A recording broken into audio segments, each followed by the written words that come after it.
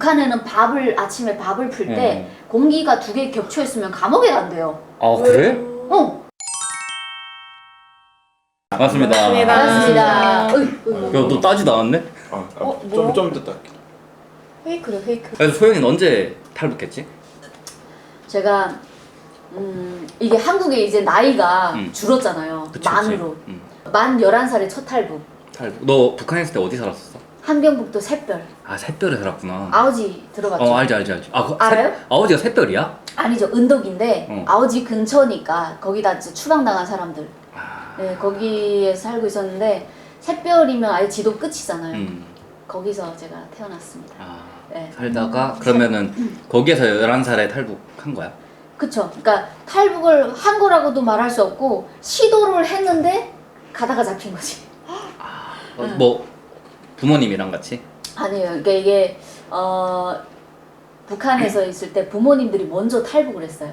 아 널 두고? 네. 11살인데 10살 때 만으로 계산하면 8살 때 엄마가 탈북하고 10살 때 9살 때 아버지가 탈북하고 11살 때 제가 혼자 이제 그 떠돌이 생활을 8살 때부터 계속 하다 보니까 더 이상 갈 곳도 없고. 떠돌이 생활 했었어 진짜로? 그쵸. 근데 거의 말하는 꽃제비?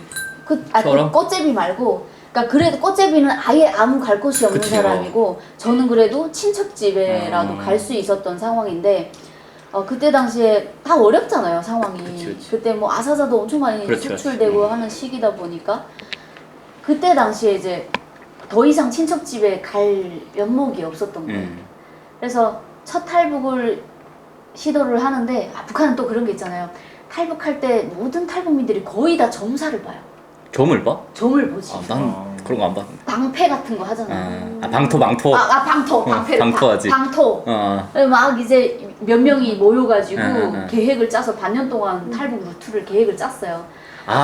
처음에 그러니까 북한에서 나올 때 혼자 나온 게 아니고 네, 몇 명이 같이 나온 동네 거죠. 뭐 다른 사람들 해가지고 어른들이랑 같이. 특이하다 또. 특이하죠.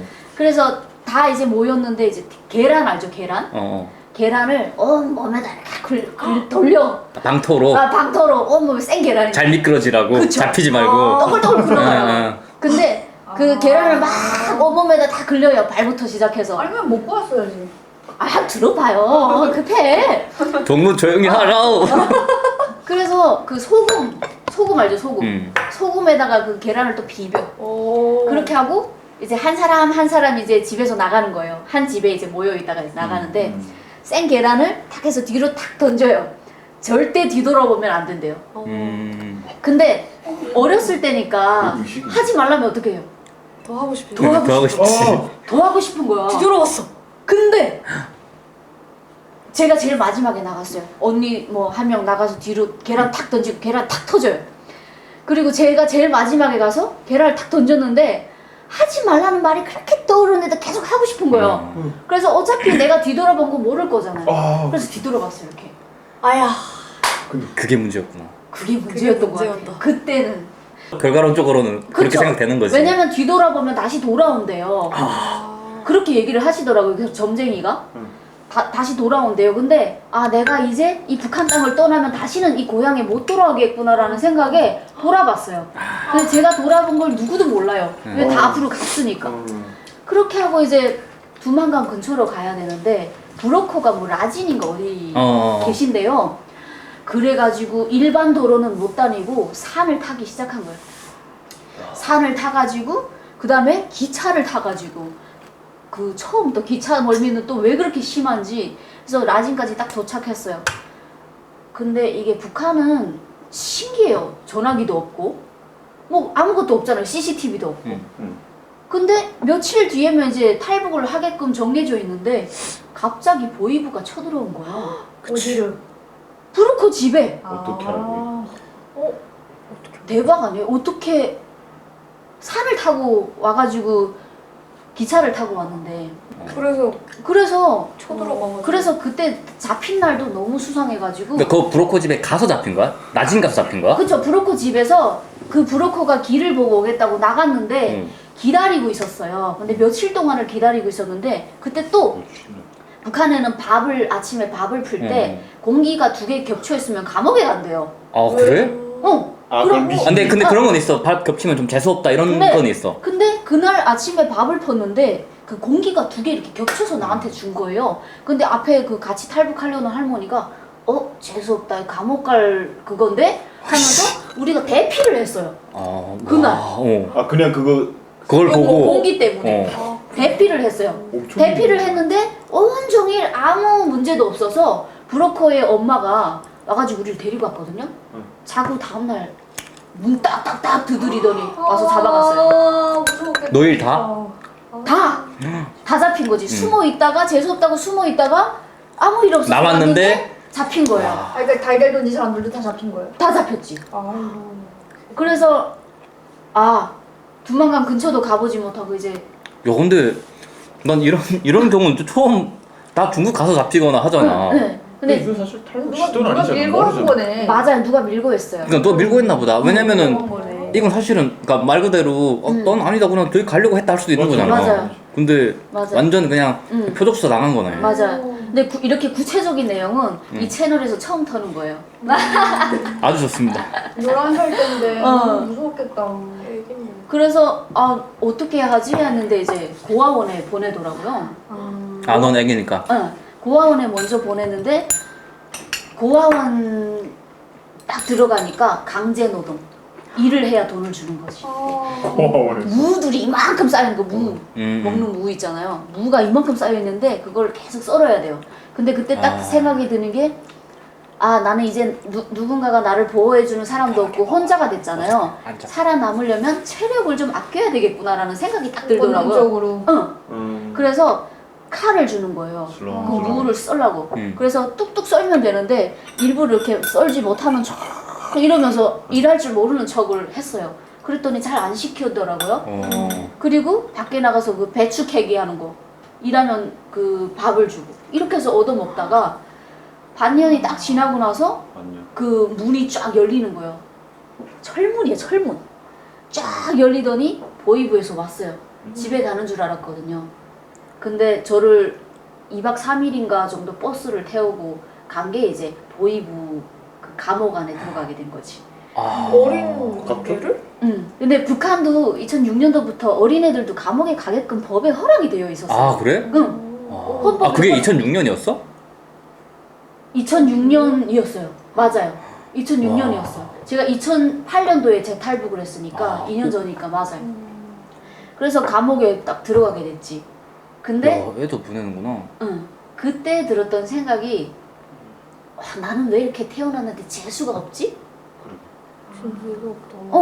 남들처럼 같이 똑같이 태어났는데 남들은 부모님 밑에서 잘 자라고 있고 엄마가 해준 따끈따끈한 밥을 먹고 학교 다니고 그러는 나이에 나는 기억 속에서부터 계속 이 집 저 집 맡겨지는 삶을 살기 시작하고 일을 해서 얻어먹는 그런 삶을 사니까 갑자기 억울한 거지. 그래서 어떻게든 먹고 살겠다고 그래도 목숨줄 이어가겠다고 탈북을 선택했는데 시도도 못하고 잘 잡히고 시도도 못하고 잡히고 또 감옥까지. 고아원 생활 마치고 끝날 줄 알았는데 감옥에 들어온 거예요.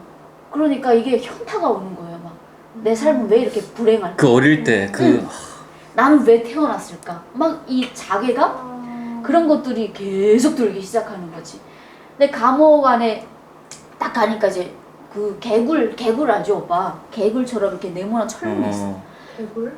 개구멍. 한 개구멍처럼 이렇게 네모난 철문이 있는데 엄청 작아요. 절반 정도도 안 되는 그 철문에 밖에서 열쇠 쇠로 다 걸어놨더라고 이렇게. 그치 도망갈 수 있으니까. 네. 그래서 한 쇠 문을 이렇게 딱 열더니 들어가래요.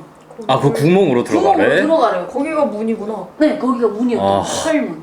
그래서 이렇게 기어서 딱 와. 들어갔는데 쇠살창이 이렇게 쫙 있는 거지. 그리고 밖에다가 다시 철문을 가둔 거예요. 그러니까 이제 나가지 못하게 된 거잖아요. 안에 딱 들어가니까 화장실이라고 하기도 그렇지. 그냥 이런 평탄한 방에 그냥 변기가 있는데 그 변기도 뭐 한국 변기처럼 그런 변기가 아니라 재래식 가장 그쵸. 똥간 그냥. 똥간 같은 걸 그냥 안에 있는 거예요. 그리고 뒤에서 이제 그 보이부원이 지키고 있는 거예요. 와, 이게 사람으로 태어나면 우리가 생리 현상을 자유롭게 봐야 되는 게 정상인데 이 감옥 안에서는 내 스스로 할 수 있는 내 의지대로 할 수 있는 게 아무것도 없는 거지.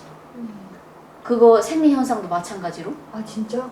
허락받고. 그쵸. 근데 얘기하고 싸라 해야 쌀 수 있는데 지가 기분이 좋으면 가게 하고 기분이 안 좋으면 참으로. 못 가게 해요. 진짜 웃기네. 앉아서 움직이질 못하게 하는데 부처님 자세로 이렇게 앉아 있어요. 그럼 짝 엉덩이가 아프고 막 그럴 텐데 뒤에서 이 쇠갈부리를 빵! 이거 인권 침해예요 이거. 이거 완전 폭행. 그치. 그 애한테 그게. 그래서 아니 근데 앉아있는데 왜 때리는 거야? 움직이지 말라고. 음식도 때리고. 그래서 지금 생각하면 그들도 뭐 어쩔 수 없어서 그렇게 했겠지만 그건 그냥 인성이 그런 거. 그러니까 그 세상이 그러니까 이해는 되는데 그때는 이해가 안 되는 거지. 막 뭔가 그냥 앉아 있는 것도 서러워 죽겠는데 누군가가 막 나를 이렇게 컨트롤하고 통제하고 막 내 생리 현상까지 엇박하니까 막 그게 고통스러운 거예요 그 안에서. 선생님 1호 감방 8번 한 가지 제기하겠습니다. 네. 소변 볼 수 있습니까? 앉아. 그러면 앉아야 돼. 근데 이게 어리다 보니까 이게 참는 것도 어느 정도지. 그치. 바지에 싸요. 그러면 뭐. 뒤에다 맞는 거지. 맞서 쌌다고 더. 그쵸. 왜? 감옥에 들어가면 갈아입을 옷이 없어요. 그치. 그 옷으로 계속 살아야 되는데 오줌 한 번 싸면 그 찌린 내가 그 방 안에 그치. 냄새가 엄청 심하잖아요. 그러니까 어쩔 수 없이 이제 오줌 싸면 그게 그렇게 폭행당할 일이에요. 그렇게 하고 뭐 대변도 뭐 거기 안에서 보게 하니까 다 구경하고 있는 거지. 왜? 앉아 있는데 그냥 변기는 뚫린 그치. 문도 없는 상황에서 그렇게 하니까. 근데 우리가 뭐 대한민국에서는 뭐 대변 보고 소변 보고 스위치만 꾹 누르면 물이 쭉 내려가. 근데 그런 것도 아니에요. 아니요. 변 볼 땐 남편이 들어도 화가 나는데. 그럼요. 근데 사람이. 봐봐요. 북한은 이제 뭐 바가지로 이렇게 퍼서 이렇게 거기는 그렇게 내리더라고요. 근데 이게 우리처럼 이렇게 물 압으로 내리는 게 아니라 그냥 물을 퍼서 내리는 거다 보니까 힘이 세지 않으니까 그치. 자주 막혀요 그게. 자주 막힌단 말이지. 뚫어야지. 뚫어야죠. 근데 뚫을 수 있는 게 아무것도 없는 거예요. 근데 다 어르신들이고 나 혼자 애야. 아 너한테 시켜? 시키는 게 아니라 어쩔 수 없이 하게 되어 있구나. 시키는 게 아니라 할 사람이 없는 거야. 아 이게 얘가 자연스럽게. 한 거다라고. 아 그냥 양육강식인 거지. 양육강식인 거지. 밀어버리는 거지. 근데 그때 처음으로 인간은 약자한테 강하다는 걸 그때 처음 교훈을 얻었어요. 근데 이게 한 번 뚫으면 이제 2번이 되고 2번 뚫으면 이제 3번이 되고 계속 뚫는 거예요. 아니 막대기 하나는 놔줄 수 있는 거죠. 나무 막대기 없어요. 하나. 와 그런 게 진짜 없어요. 못된 새끼들이다. 응. 그래서 일단 뭐 그걸 물로 다 헹구고 지금 생각해보면 그때 영양실조 걸려가지고 뼈다귀가 이렇게 가늘어가지고 여기 끝까지 똑같았어요. 일자로 젓가락처럼. 근데 그 손을 여기까지 넣어야지 막 뚫을 수 있는 거야. 주물락주물락. 야, 근데 그때는 그러니까 자존심, 뭐 자존감 이런 거는 아예 인간으로서 없었을 때였어요. 그래서 그런 것도 중요하지 않았고 어떻게든 살아나가야 되니까. 그치. 그래서 그렇게 뚫으면서 버텨나가야 되겠다. 근데 제일 서러웠던 게 뭐냐면 감옥 안에서 생활을 하다 보면 영양실조 걸려요. 누구도 피할 수가 없어요. 이건 그치. 맨날 그 소금도 거의 안 들어간 죽을 주다 보니까 근데 그걸 맨날 먹으면 영양실조 걸릴 수밖에 없는데 감옥 생활 하다 보면은 누군가가 지인이 와서 면회를 보거든요. 그러면 퐁퐁이 떡 이런 퐁퐁이 가루 이런 거를 영양 보충해라고 갖다 줘요. 다른 사람들의 친척들은. 근데 내가 잡혔으니까 감옥 안에서 생활을 하는데 누구도 와서 보는 사람이 없는 거야. 면회 오는 사람도 없고. 그러니까 이게 뭔가 세상이 날 버린 느낌? 그래서 어떻게든 살아나가야 되겠다. 그러니까 정신력으로 버텼던 것 같아요.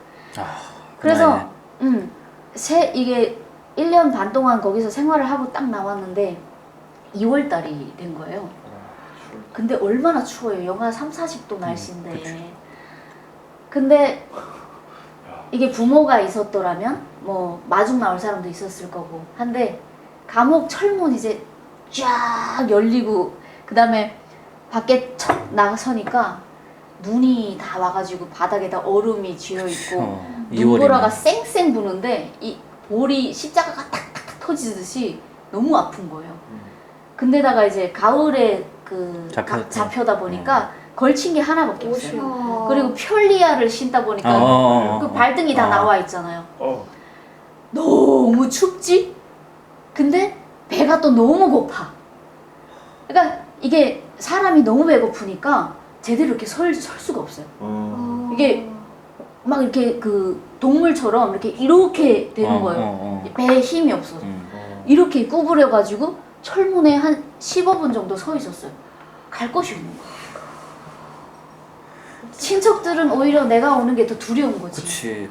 왜냐면 자기네도 이제 먹고 살아야 되지만 이바라도 생기는 거 그렇지. 부담스러우니까. 그러니까 부담스러웠던 거지. 왜냐면 그 전에는 제가 가서 한 달만 먹여주세요 이러면서 이제 빌붙어서 살았던 거고 오라는 것도 아닌데. 근데 이제 더 이상 감옥 안에서도 면회도 안 왔는데 감옥 생활을 딱 마치고 나왔는데 더 반겨주지를 않는 거지. 누가 마중 나오는 사람도 없고. 제 혼자 내보내더라고요. 너무 슬프더라고 그때. 그때 진짜 이게 인생이 참 험하다.